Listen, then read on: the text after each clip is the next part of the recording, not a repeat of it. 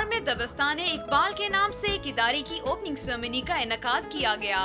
इस इदारे का मकसद मुफक्किर शायर डॉक्टर अल्लामा इकबाल के नजरियात और अकायद और उनकी शायरी में पोशीदा पैगाम को नई नस्ल को मुंतकिल करना है। इस रिसर्च ऑर्गेनाइजेशन के बानी अल्लामा इकबाल के नवासे इकबाल सलाहुद्दीन हैं और उनका मकसद ये है कि इस इदारे के थ्रू अल्लामा इकबाल के अफकार को फरोग दिया जाए।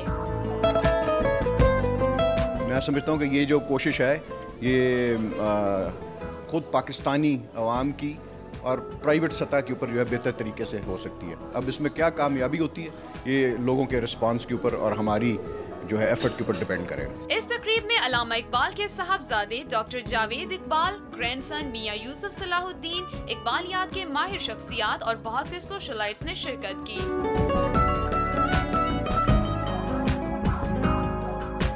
दो खुसूसी जो उनके इरादे थे, एक तो ये था कि इज्तिहाद के मुतालिक एक तारीख़ और उसके साथ ही उसका इर्तिक़ा जो है उसके मौजू पर एक किताब लिखी जाए ताकि लोगों में ओरिजिनल थिंकिंग जो है वो डेवलप हो, यानी तख्लीकी सोच।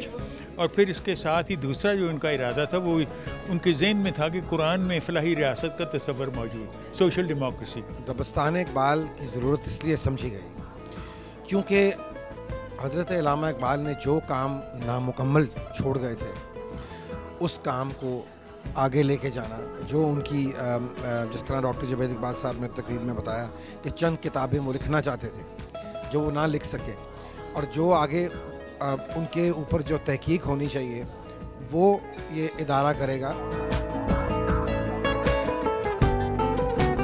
इस मौके पर हिना नसरुल्लाह ने इकबाल की पोइट्री को भी पढ़ा जिसे हाज़रीन ने बहुत पसंद किया। अगरचे पुत है जमा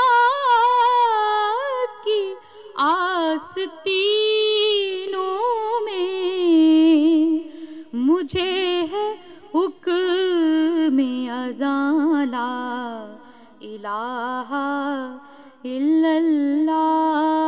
इस तहकीकी इदारे में अल्लामा इकबाल की नादिर तस्वीर को आवेज़ा करने के साथ साथ बनाई गई है एक लाइब्रेरी जहां रखे गए हैं अल्लामा इकबाल के मजमुआत। I think the most important message particularly from the reconstruction of religious thought is to combine the old traditions with new research, to combine a real loving attention for tradition and a real care for the ancient texts, combined with real life and imagination in trying to breathe new life into the younger generation as they address new problems in today's cultures.